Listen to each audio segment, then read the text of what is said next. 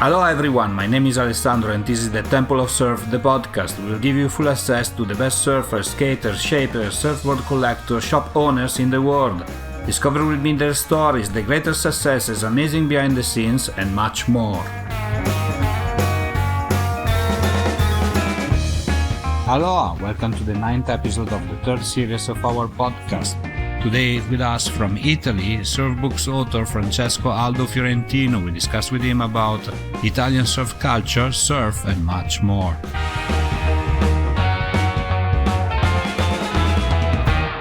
Ciao Francesco, another Italian in the show. There are so many Italians during this 5th series. How are you and where are you today? I'm fine, and now I'm at home because it's raining today. Oh my God, okay. So we hope the sun will get back soon. Raining day, okay, they are good also. Maybe there is some swell coming very soon. So maybe we'll see. Yes. I have so many questions for you today. But the first one, as we ask everybody, is what, in your opinion, is the most important thing in surfing? It's important to have fun and know that you are a surfer among other surfers. I mean that every surfer is a part of a surfboard with his rules, culture, and behavior. And they are not always the same rules, culture, and behavior of a real world. Exactly, right? Everything changes when you wear board short and you go into the water, right? There are certain rules to be respected, and there is the culture.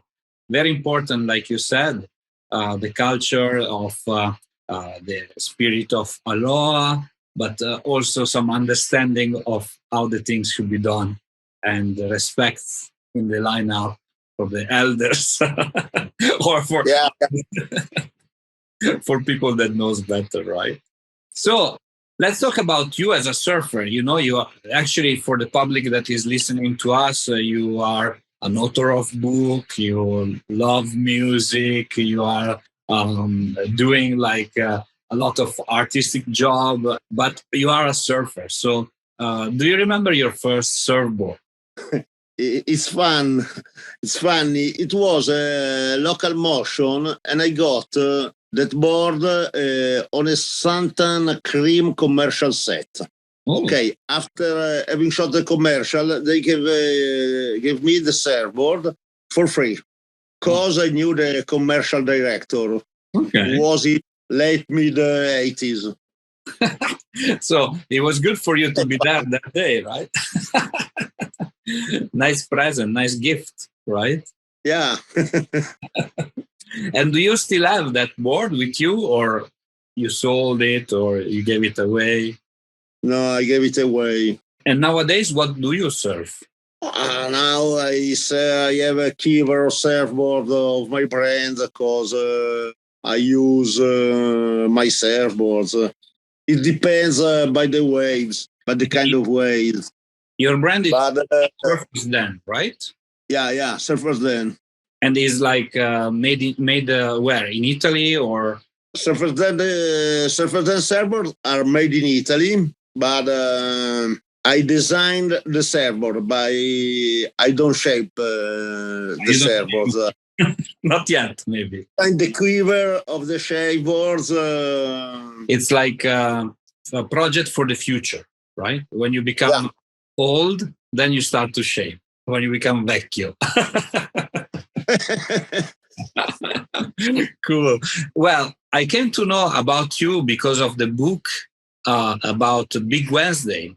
Today, when we were booking this interview, you told me, let's do the interview on Wednesday because it is Big Wednesday. And so we need to talk about your book, of course, Big Wednesday, but as well other books since you're writing many. So Big Wednesday, let's start with that.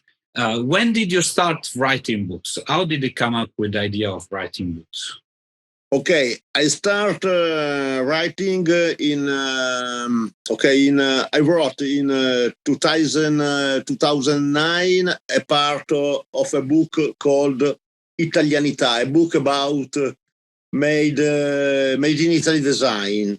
Then I have written three other books: Surf Play, Surf, the Little Surfer's Guide, and Surf Play, the second edition. That it's different by the first edition.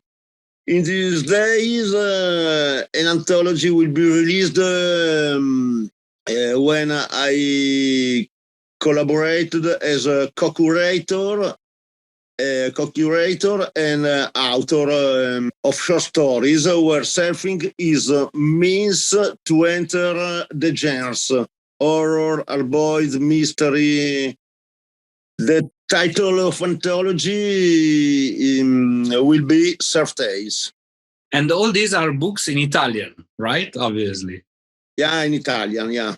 Oh. I hope in translation. Why not? But it's difficult now. Why not? Maybe in the future. We never say never, right? Maybe. We hope, exactly.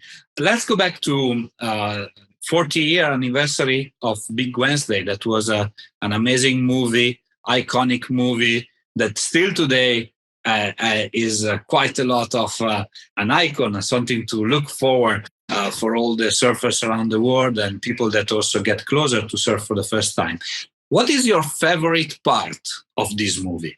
My preferred part is the beginning of the movie, before the opening credits and opening credits. In that time lapse, there is the summary of an age. It's definitely a great age of surfing, that one, right? Yeah. Yeah, amazing. And so let's go from again from the movies and from the books into surfers. Like, I guess in your experience, in your life as a surfer or part of the surf world and surf culture in Italy, but also in Europe, you met a lot of surfers. Where was one particularly that impressed you among all the ones that you met?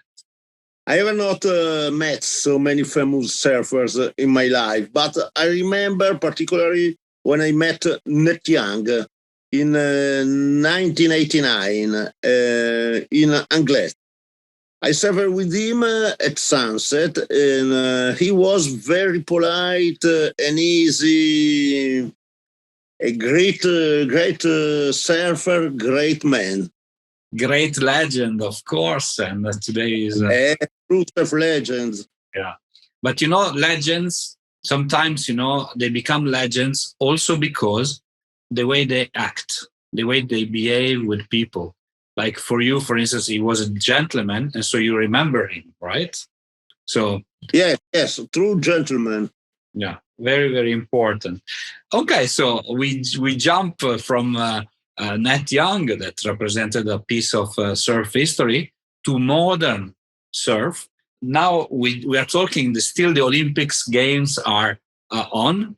The surf and skateboard Olympic games are over, but still the Olympics games are still on. And so we see every day new medals. But let's talk about surf and Olympic games.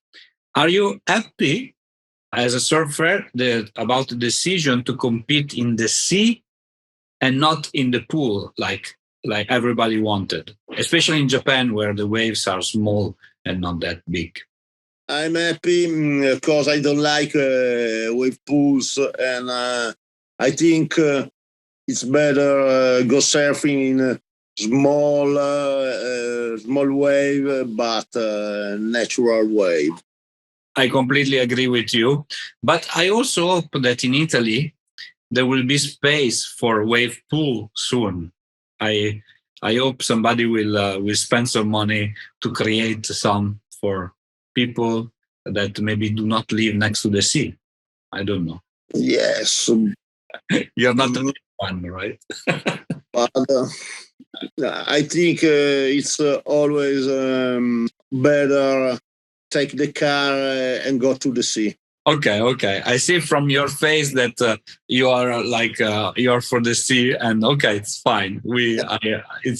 I obviously everything started from the beach and the sea, and the ocean. So yeah. So Olympic Games. So luckily we had Leonardo Fioravanti that was able to represent Italy because of Jordi Smith injured. So he was able to go there. But the surf culture in Italy is much more than Leonardo Fioravanti, right? It's growing, it's big. You just came from a presentation of your book in Banzai. So how the surf culture is evolving in Italy, in your opinion?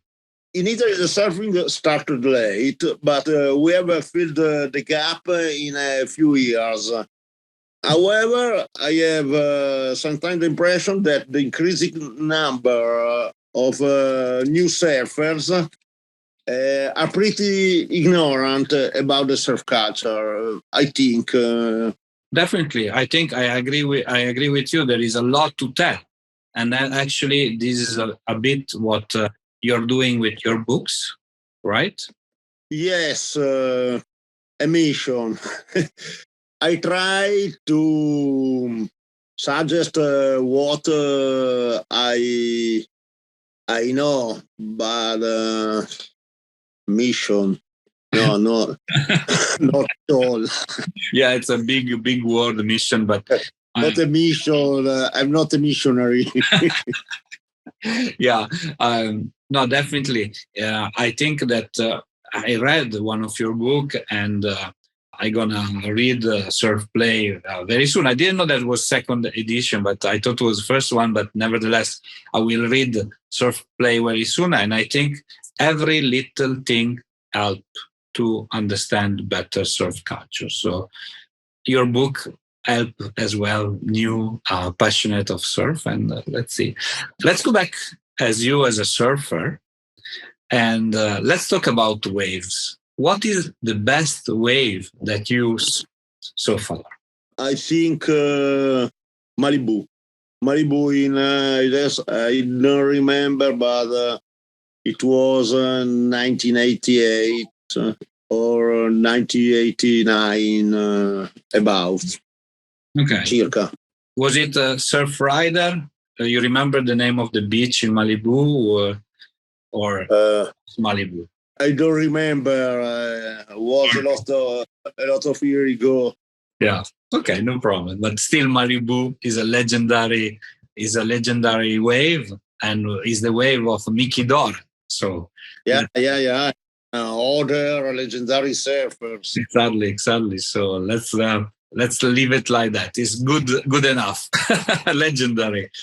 So you're keeping yourself very busy. We said before that you travel to Banzai to promote your book, and you're writing.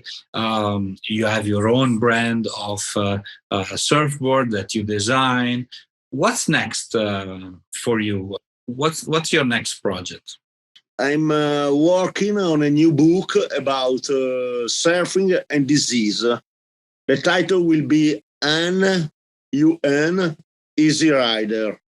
Then I'm working on design of a pair of new surfboards models for the surf jam in Marina di Pietrasanta in September. Ah, wow. Yes, there is a surf festival over there, right? Yeah, yeah.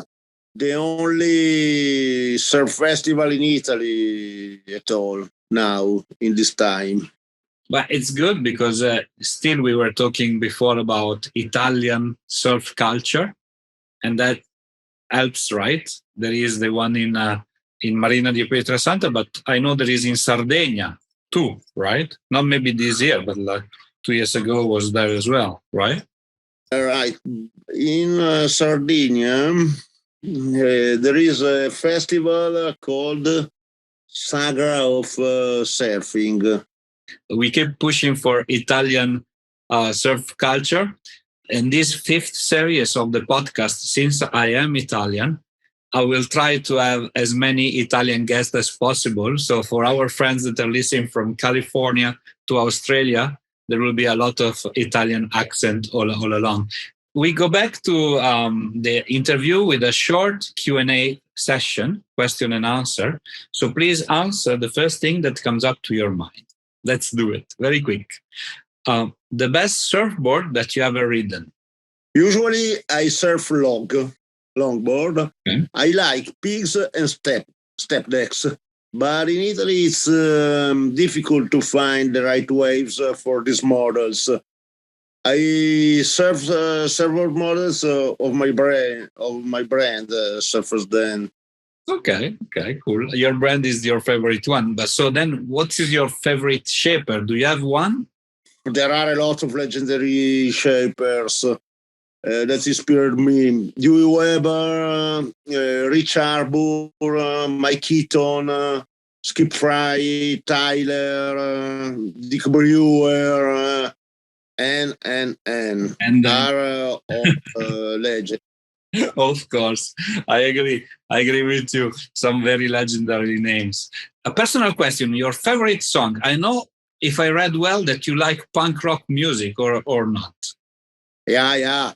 My preferred song is Rockaway Beach by the Ramones. Ramones are the number one. They saved my life. Of course. Punk and surfing saved my life.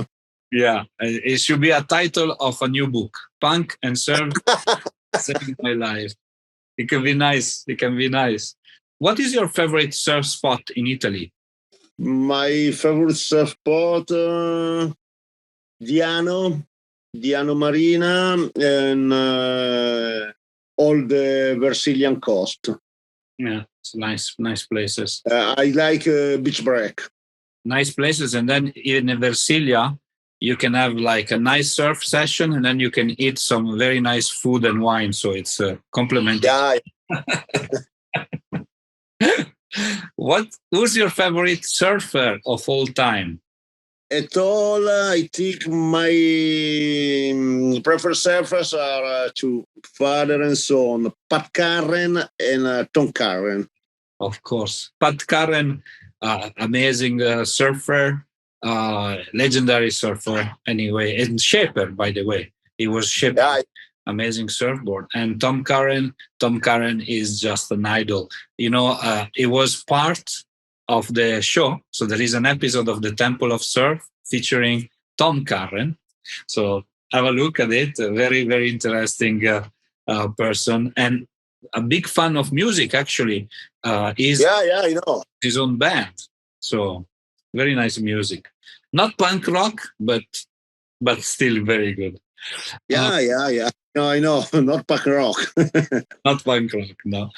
Last question is a little bit unusual. We ask everybody on the show. And so we ask you as well. We want to know your best relationship advice. It's surfing comes first, but never tell it to your girlfriend. Typical Italian answer, right? Don't tell your girlfriend what's going on. Yes. I'm a wise guy. Yes, it's gonna be in trouble. You're gonna be in trouble otherwise. Yeah, of course. Cool. Thanks a lot for being on the show with me today. It helped me and also all the people that are passionate of surf to discover more about surf culture in Italy. So Francesco, thank you. Grazie mille. Grazie Francesco. Gabba gabba. And we speak soon.